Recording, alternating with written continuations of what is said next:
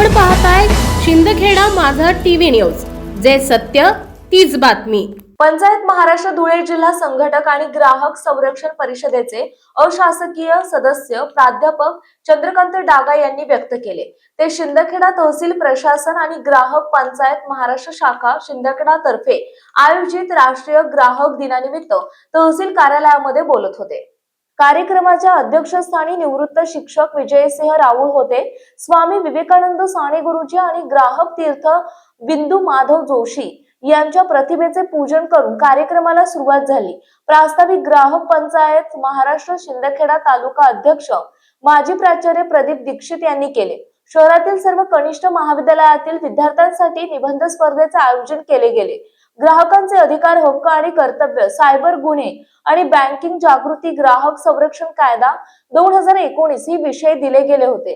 या स्पर्धेत एकूण 66 विद्यार्थ्यांनी सहभाग घेतला।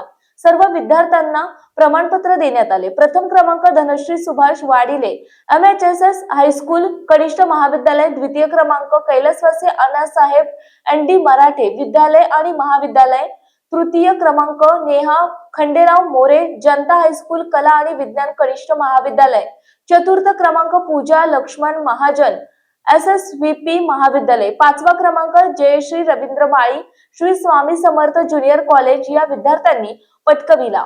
त्यांना तहसील प्रशासनातर्फे अनुक्रमे रुपये 500, 400, 300, 200 आणि 100 रुपयांचे रोख पारितोषिक देण्यात आले।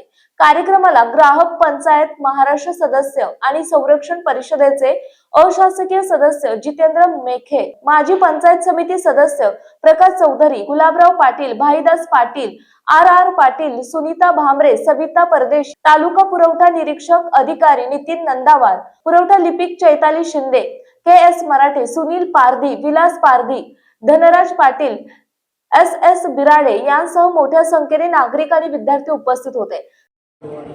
ग्राहक हा बिंदू मानून आजच्या ज्या दिवशी 24 डिसेंबर रोजी 1986 रोजी बिंदू माधव जोशी यांच्या अथक प्रयत्नाने ग्राहक संरक्षण कायदा मंजूर झालेला आहे। जीवन स्पर्शाचा कायदा आहे। व्यक्ती जन्मल्यापासून मृत्यूपर्यंत ग्राहक असतो। सकाळी उठल्यापासून रात्री झोपेपर्यंत अनेक वस्तू आणि सेवेची ग्राहकाला गरज असते। ग्राहकाने दिलेला पैसा, त्याच्या मोबदल्यात मिळणारी वस्तू आणि सेवा याच्या ताळमेळ बसला पाहिजे। ग्राहक हित आणि विक्रेत्याच्या परी व्यापारी याच्यात ताळमेळ बसला पाहिजे। तो बसत नाही।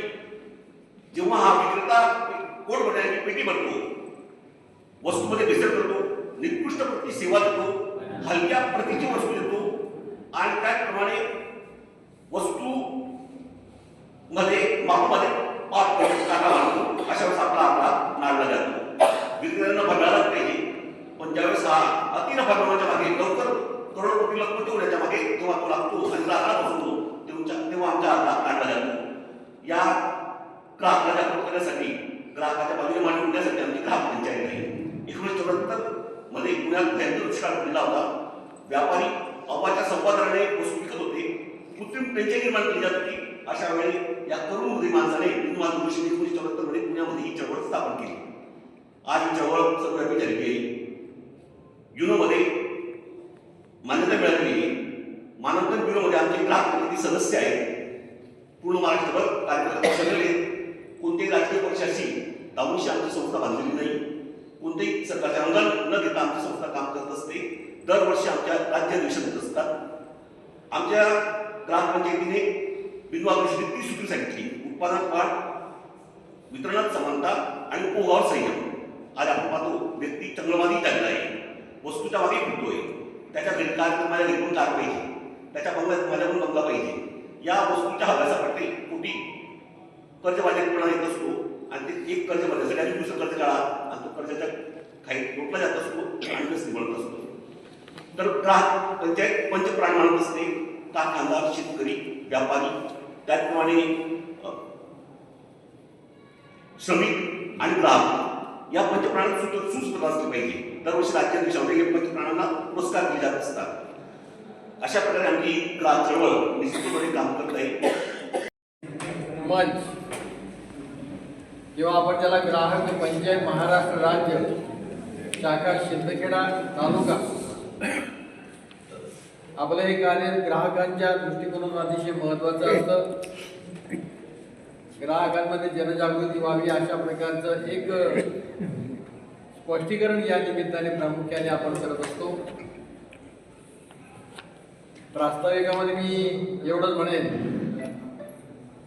की या वर्षी आपले जे तहसीलदार आहेत देवरे साहेब यांना आम्ही अगोदर विनंती केली होती आणि सांगितलं होतं की या वर्षी आपल्याला थोडा कार्यक्रम वेगळ्या पद्धतीने घ्यायचा आहे. एक निबंध स्पर्धा महाविद्यालयीन विद्यार्थ्यांच्या माध्यमातून घ्यायची आहे आणि या निबंध स्पर्धेमध्ये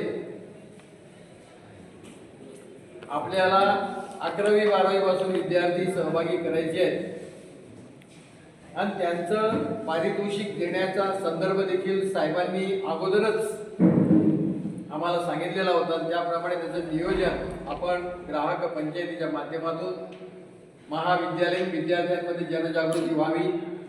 कारण विद्यार्थी आज म्हटला की तो त्याला जागृत करणं आजच्या काळामध्ये गरजेचं आहे. का गरजेचं आहे तर ऑनलाईनचा जो जमाना आता सध्या सुरू आहे आणि ऑनलाईनमध्ये कशा प्रकारची आपली फसवणूक होते किंवा आपल्याला कशा प्रकारच्या अडचणी येतात असे काही विषय निवडक विषय आपण विद्यार्थ्यांसमोर निबंध स्पर्धेच्या माध्यमातून मांडलेले होते आणि तहसील कार्यालयाने देखील या साऱ्या विचारांना चांगल्या प्रकारचं प्राधान्य दिलं. मधल्या ज्यावेळेला आम्ही रावसाहेबांना भेटायला आलो होतो त्यावेळेला नंदावर साहेबांची तब्येत बिघडलेली होती आणि तरी नंदावर साहेबांनी त्यात सहभाग चांगल्या पद्धतीने घेतला. एकूण 66 विद्यार्थ्यांनी सहभाग घेतला. तुम्हाला अभिमानाने सांगू इच्छितो की 66 विद्यार्थ्यांनी सहभाग घेतला.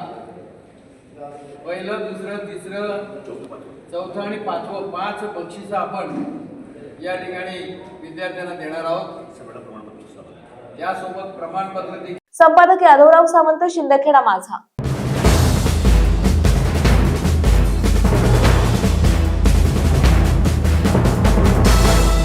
आपण पाहताय शिंदखेडा माझा टीव्ही न्यूज, जे सत्य तीच बातमी.